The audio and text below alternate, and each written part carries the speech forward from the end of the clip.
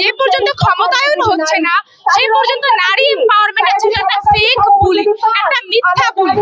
বর্তমানে আমরা যে মডার্ন সোসাইটি বলতেছি, যেখানে সবাই নারীরাও শিক্ষিত হচ্ছে, ব্যাপক শিক্ষা ও চাকরির সুযোগ পাচ্ছে, তাও কি নারীরা নিপীড়িত হচ্ছে কিনা? আমরা যদি বাস্তবের এই চিত্র দেখি, অবশ্যই নারীরা নিপীড়িত হচ্ছে।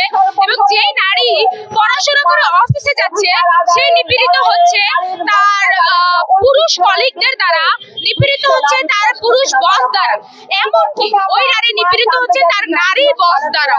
কেন নিপীড়িত হচ্ছে? আমরা দেখেছি বিগত শাসন আমলে আমাদের দেশের প্রধানমন্ত্রী ছিল এক ফ্যাসিস্ট প্রধানমন্ত্রী, ছিল নারী। তাহলে তার শাসন আমলে কি নারীরা গুম খুন নিপীড়নের শিকার হয়নি? হয়েছে।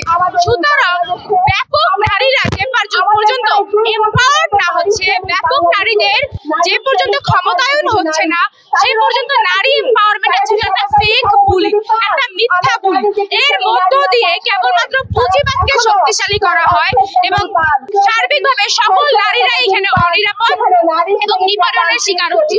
সেই শিকার হচ্ছে নিপীড়নের তার লিঙ্গ পরিচয়ের কারণে এবং নিপীড়নের শিকার হচ্ছে তার শ্রেণী পরিচয়ের কারণে।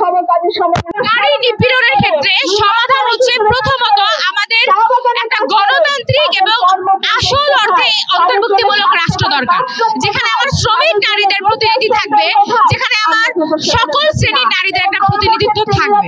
পাশাপাশি এই নারী নিপীড়ন যে চলছে তাকে আসলে মদত দেয় বিচারহীনতার সংস্কৃতি, যা আওয়ামী শাসনামলেও আছে, ছিল, এখনো আছে। সুতরাং বিচারহীনতার সংস্কৃতিকে বাদ দিয়ে আমাদের যে ক্ষমতা কাঠামো, আমাদের যে বিচার কাঠামো, আমাদের যে সংবিধান, তাকে হতে হবে নারী বান্ধব, নারীর জন্য নিরাপদ। পাশাপাশি এই অর্থনৈতিক ব্যবস্থা নারীদেরকে ব্যাপকভাবে উৎপাদনমুখী কর্ম থেকে এই অর্থনৈতিক ব্যবস্থা দূরে রাখে, তাদেরকে ঘরে আটকানোর পায়তারা করে। সুতরাং এই যে অর্থনৈতিক কাঠামো, এই পুঁজিবাদী অর্থনৈতিক কাঠামো উচ্ছেদের মাধ্যমে আমরা নারীদের জন্য একটা নিরাপদ বিশ্ব গড়তে পারব।